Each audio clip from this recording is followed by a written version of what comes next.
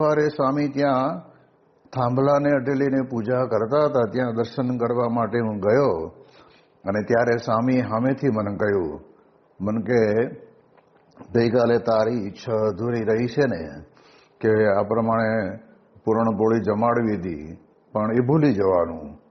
પણ આજે અમે તમને ખાસ આજ્ઞા કરીએ છીએ કે આજે બીજનો દિવસ અન્નકોટના પછીનો, એટલે તમે સરસ મજાની ખીચડી કઢી એ બનાવો એટલે ભગવાનને થાળની અંદર ધરાવાય. તો સામેથી સ્વામીશ્રી પોતે ભગવાનને જમાડવા માટેની આ એક આજ્ઞા કરી દે, એવી રીતે અમને એક નાની એવી સેવા આપી.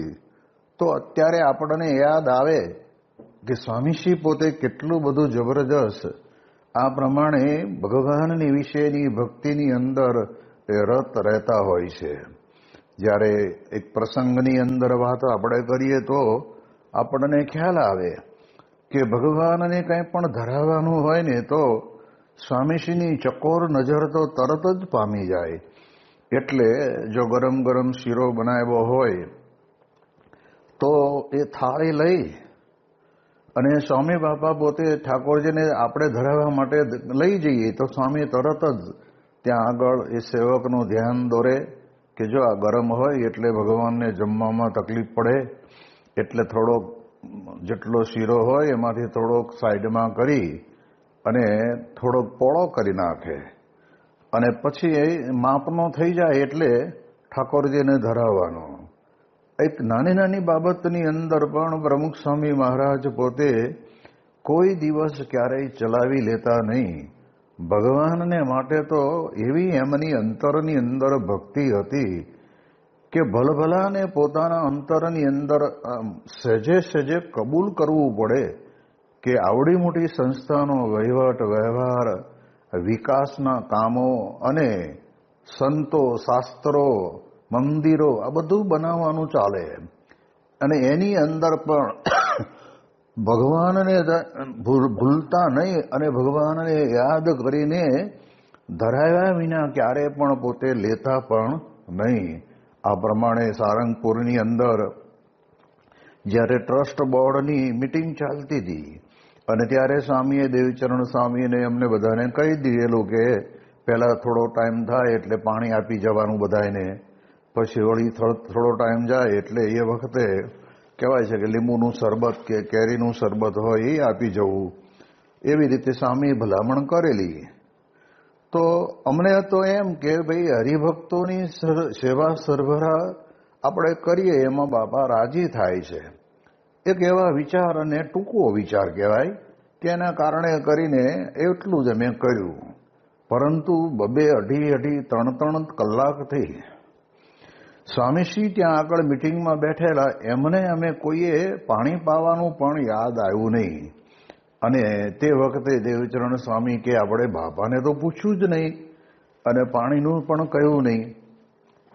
એટલે ગ્લાસની અંદર વાટકો ઉપર ઢાંકી અને પાણી લઈને સ્વામીશ્રીને ત્યાં આગળ હું જ પોતે ગયો અને તરત જ મેં આમ વાટકામાં પાણી ભરી અને સ્વામીશ્રી આગળ વાટકો ધર્યો અને ત્યારે તરત જ સ્વામીશ્રીએ મારી સામે ઉપર જોયું અને જોઈને તરત જ સહજ ભાવથી પોતે બોલ્યા કે આ પાણી ઠાકોરજીને ધરાયું.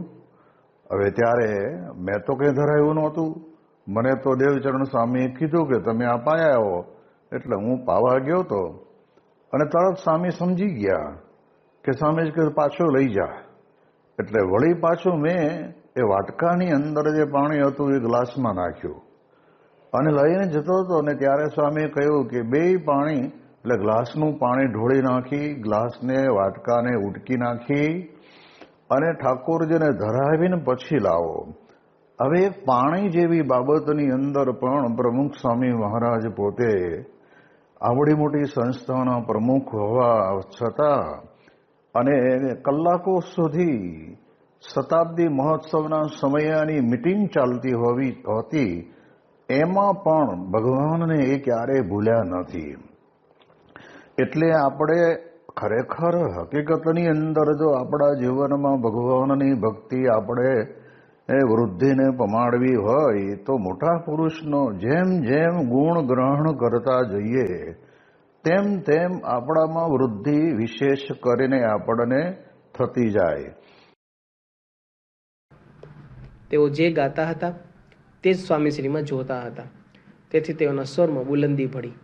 સ્વામીશ્રીના આગમને ચારે બાજુ એવી પવિત્રતા લીપી દીધી કે કારાવાસના અધિકારીઓ બોલી ઉઠ્યા, આ તો અહીં નાનો કુંભ મેળો થઈ ગયો. કેદીઓના અને અમારા મોટા ભાગ્ય કે ઘેર બેઠા ગંગા આવી. પણ હવે આ ગંગાને જેલમાંથી વિદાય લેવાની વેળા આવી પહોંચી. તેથી સંકુલના શિષ્ટાચાર મુજબ 3 વાર જય હિન્દનો ઘોષ ઉઠ્યો. તે સમતા જેલ સુપ્રિન્ટેન્ડન્ટે શ્રી ઢીંગરાએ કેદીઓને સૂચના આપી, તમે અહીં બેસી ભજન ગાઓ, પૂજ્ય સ્વામીશ્રી વિદાય લેશે. પણ મેઘને જોઈને મયુર હુલે છે તેમ સ્વામીશ્રીની કૃપા વર્ષાથી સૌના મન મયુર નાચી ઉઠ્યા. તેથી કેદીઓએ તો કમરે તબલા બાંધ્યા અને ઝાંઝ પર ફજલે ઊભા થયા.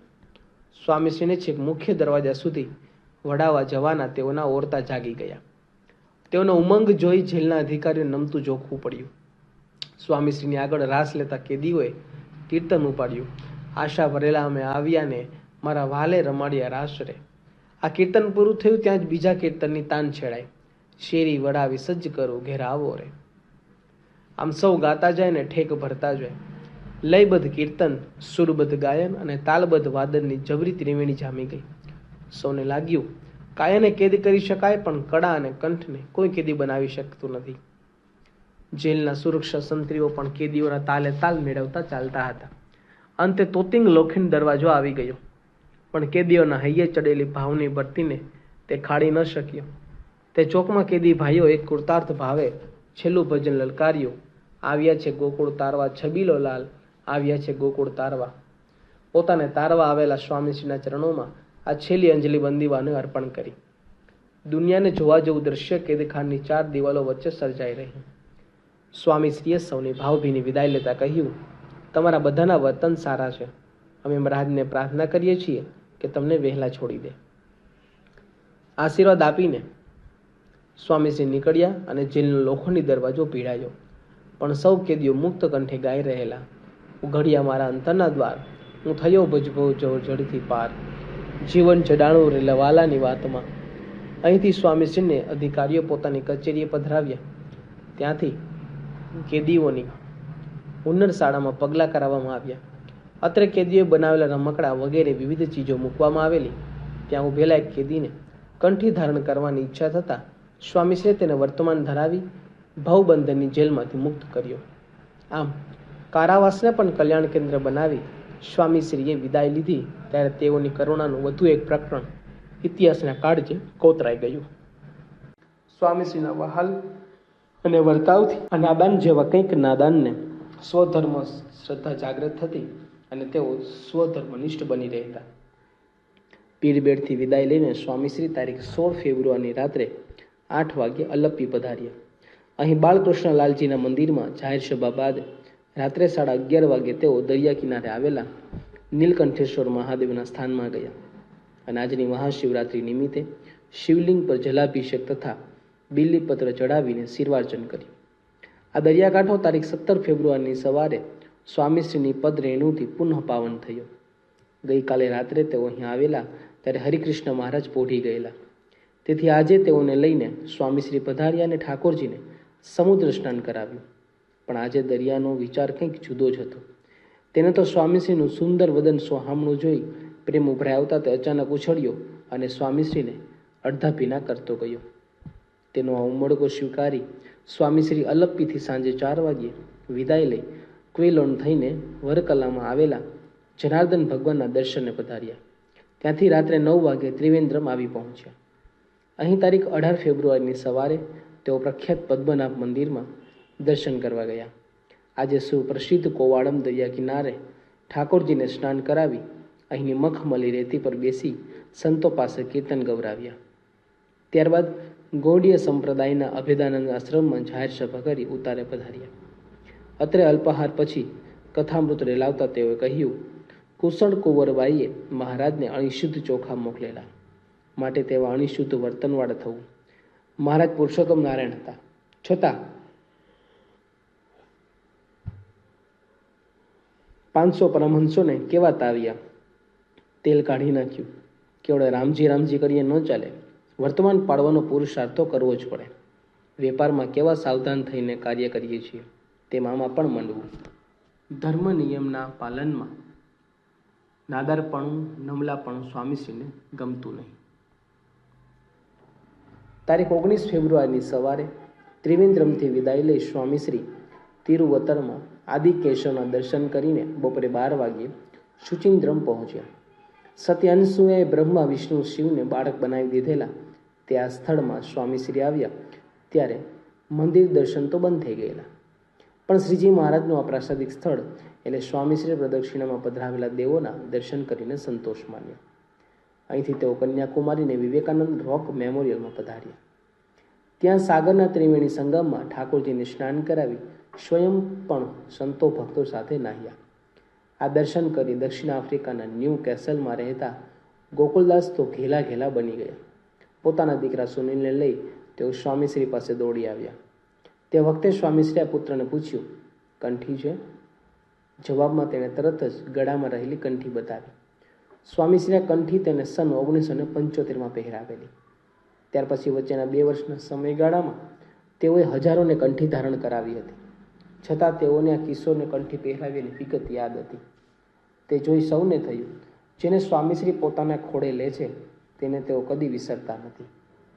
શરણાગત કી બાહ ન છોડો, એહી અચળ રહી ટેક તુમારી. નિરીત ધારી વિચરતા સ્વામીશ્રી તારીખ 20 ફેબ્રુઆરીની સવારે કન્યાકુમારીથી વિદાય લેવાના હતા, પણ તે પૂર્વે તેઓએ ત્રિવેન્દ્રમમાં ગોપાળજી અને ગોવિંદજીને પોતાની પાસે બોલાવી વાત કરી કે તમને મુંબઈ મંદિરની સેવા કહ્યું છે તેમાંથી બને એટલું કરશો, પણ સ્વામીએ આટલું કહ્યું ને થયું નહીં તેવું મનમાં ન લાવશો. હરિભક્તોનું હૈયું સહેજે કચવાય કચરાય નહીં તેનો સ્વામીશ્રી ખૂબ ખ્યાલ રાખતા.